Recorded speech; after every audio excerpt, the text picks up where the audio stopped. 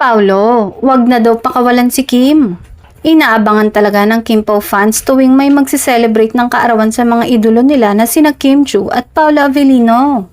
Ang dahilan, ang mababasa nilang mga Instagram post na mga ito na tila pagpaparamdam ng kanilang love sa isa't isa. Alam na rin ng fans na hindi showy si Paulo sa mga message niya kay Kim. Pero bawing-bawi naman ito sa mga regalo tulad na lamang nitong nakaraan na bongga umano ang binigay ng aktor. Ang swerte na nga daw ni Paulo kay Kim dahil alam naman ng lahat na kapag may karelasyon si Kim ay talagang seryosohan at loyal ang dalaga. Kaya't sana daw ay wag nang pakawalan pa ito ng aktor.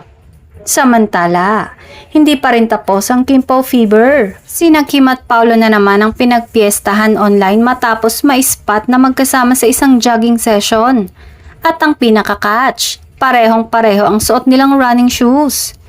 Makikitang nirepost niya ang litrato kung saan kasama nila ang ilang kaibigan. Fresh mula sa pagtakbo.